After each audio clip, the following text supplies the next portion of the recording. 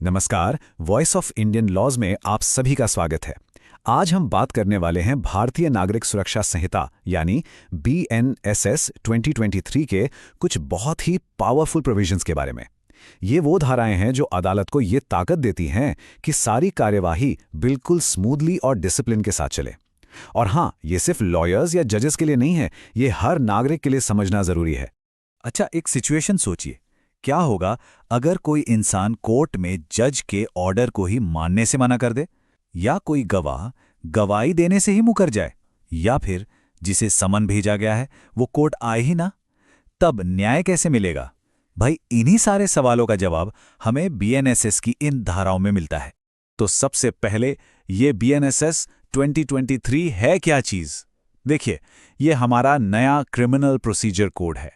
इसने बहुत पुराने, दशकों पुराने CRPC को रिप्लेस किया है और इसका मकसद बस एक ही है, हमारे क्रिमिनल जस्टिस सिस्टम को आज के ज़माने के हिसाब से ज़्यादा एफिशिएंट और इफ़ेक्टिव बनाना। तो आज हम क्या क्या कवर करने वाले हैं? पहले हम कोर्ट की डिस्क्रिशन और माफ़ी देने की पावर को समझेंगे। फिर देखेंगे कि अगर कोई गवाह मना कर दे या समन फॉलो ना करे तो क्या होता है, और आखिर में बात करेंगे अपील के अधिकार की। तो चलिए शुरू करते हैं धारा 386 और 387 से। आप कह सकते हैं कि ये सेक्शंस एक तरह से फाउंडेशन का काम करते हैं। धारा 386 ये बताती है कि कुछ मामलों में न्यायालय या कोर्ट का मतलब क्या होगा, और धारा 387 कोर्ट को मिली एक बहुत ही खास पावर, यानी अपनी समझ और विवेक से माफी देने की शक्ति के बारे में है। तो धारा 386 क्या कहती है? ये सेक्शन स्टेट गवर्नमेंट को ये पावर देता है कि वो रजिस्ट्रेशन एक्ट के तहत काम कर रहे किसी रजिस्ट्रार या सब रजिस्ट्रार को भी कुछ खास पर्पसेस के लिए एक सिविल कोर्ट का दर्जा दे सकती है। मान लीजिए कोई प्रॉपर्टी रजिस्टर कराने गया और वहीं अधिकारी से बदतमीजी करने लगा, तो उस सिचुएशन में उस रजिस्ट्रार के पास एक सिविल कोर्ट की शक्तियां होंगी। अब आती है एक बहुत ही इंटरेस्टिंग बात, जो धारा 387 में है। ये कोर्ट को एक डिस्क्रिशनरी पावर देती है। मतलब अगर किसी को कोर्ट की अवमानना के लिए सजा दी गई है, लेकिन बाद में वो अपनी गलती मान लेता है, माफ़ी मांग लेता है, तो कोर्ट उसकी सज़ा को कम कर सकती है या पूरी तरह माफ़ भी कर सकती है। ये दिखाता है कि हमारे जस्टिस सिस्टम का मकसद सिर्फ सज़ा देना नहीं है, बल्कि कोर्ट की डिग्निटी को बनाए रखना है। ओके, अब आते हैं एक बहुत ही क्रिटिकल सिचुएशन पर, जो कोर्ट के कार्यवाही को अक्सर रोक देती है, जब कोई गवाह कोऑपरेट करने से मना कर दे। धारा 388 इसी प्रॉब्लम से डील करती है, क्योंकि एक गवाह का सच बताना या सबूत पेश करना न्याय के लिए बहुत जरूरी है। देखिए, कानून यहाँ पर बहुत फेयर है। अगर कोई गवाह जवाब देने से मना करता है तो कोर्ट उसे सीधा सजा नहीं देती। नहीं, पहले उसे एक मौका दिया जाता है कि वो बताए कि वो ऐसा क्यों कर रहा है, और अगर उसके पास कोई अच्छा वाजिब कारण नहीं है, तभी कोर्ट वो भी रीजंस को बाकायदा लिख कर उसे सजा सुना सकती है। ये प्रोसेस फेयरनेस इंश्योर करता है। और सजा क्या हो सकती है?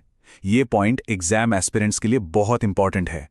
धारा 388 के तहत कोर्ट ऐसे गवाह को ज्यादा से ज्यादा 7 दिन के लिए सिंपल इम्प्रिजनमेंट में भेज सकती है।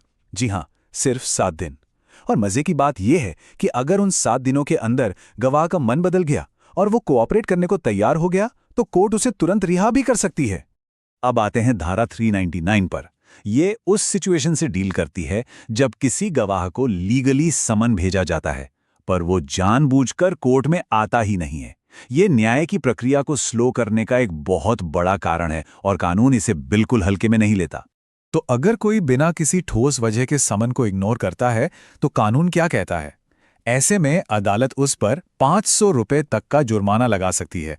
साथ ही कोर्ट को यह अधिकार है कि वो इस मामले की सुनवाई फटाफट करे, जिसे समरी ट्रायल कहते हैं, ताकि ऐसे छोटे मामलों की वजह से कोर्ट का कीमती वक्त बर्बाद ना हो।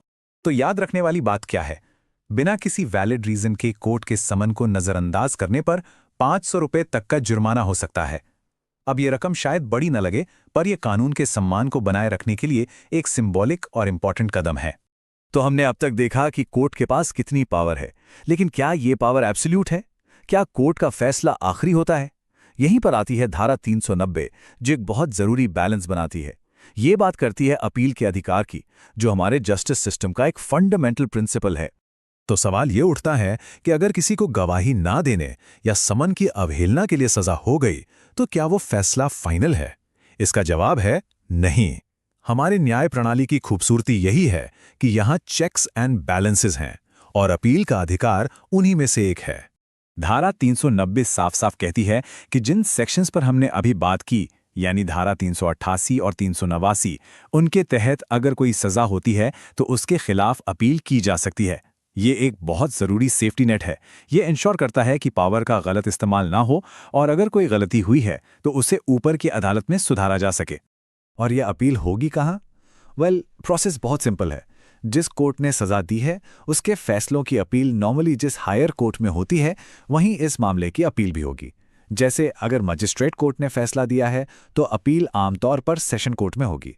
तो चलिए अब बात करते हैं इसके प्रैक्टिकल इंपॉर्टेंस की। आखिर ये सब जानना हम सब के लिए क्यों जरूरी है? चाहे वो लॉ स्टूडेंट हो, एग्जाम की तैयारी करने वाले हों, या फिर हम आम नागरिक। अगर आप लॉ स्टूडेंट हैं तो ये सेक्शंस आपके लिए फाउंडेशन है। ये आपको कोर्ट प्रोसीजर और कंटेम्प्ट ऑफ कोर्ट की बारीकियों को समझने में मदद करते हैं। ये वो बेसिक कॉन्सेप्ट्स हैं जो हर लॉयर को पता होने चाहिए। और जो लोग कॉम्पिटिटिव एग्जाम्स की तैयारी कर रहे हैं, उनके लिए तो ये गोल्ड माइन है। प्रीलिम्स में अक्सर डायरेक्ट फैक्चुअल क्वेश्चंस आते हैं, जैसे धारा 388 में मैक्सिमम पनिशमेंट कितनी है? जवाब है 7 दिन।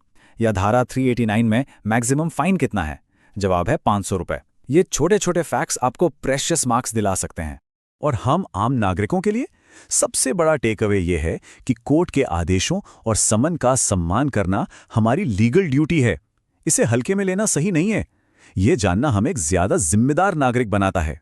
तो चलिए फटाफट से आज के की पॉइंट्स को समराइज कर लेते हैं। बीएनएसएस अदालतों को कार्यवाही स्मूथली चलाने की पावर देता है। कोर्ट के पास सजा देने की शक्ति है तो माफ करने का विवेक भी है। गवाहों के लिए सहयोग करना कंपलसरी है और इन सब पावर्स के ऊपर अपील का अधिकार एक सेफ्टी शील्ड की तरह काम करता है जो पूरे सिस्टम में बैलेंस बनाए रखता है। हमेशा याद रखिए, कानून का ज्ञान हमें सिर्फ हमारे अधिकार नहीं बताता, बल्कि हमें व्यवस्था का सम्मान करना भी सिखाता है। और जब हम सब कानून को जानेंगे और मानेंगे, तभी एक बेहतर समाज बनेगा। उम्मीद है आपको बीएनएसएस की इन धाराओं का ये ब्रेकडाउन पसंद आया होगा। अगर हाँ, तो इस जानकारी को लाइक और शेयर जरूर करें और वॉइस ऑफ इंडियन लॉज को सब्सक्राइब करना ना भूलें। आपके मन में कोई सवाल या सुझाव है तो नीचे कमेंट्स में जरूर बताइएगा। और हाँ, एक जरूरी बात, ये सारी जानकारी सिर्फ एजुकेशनल पर्पस के लिए है। इसे किसी भी तरह की लीगल एडवाइस ना समझा जाए। किसी भी कानूनी मसले के लिए हमेशा एक क्वालिफाइड लॉयर से ही सलाह लें। हमारे साथ जुड़ने के लिए आपका बहुत बहुत धन्यवाद।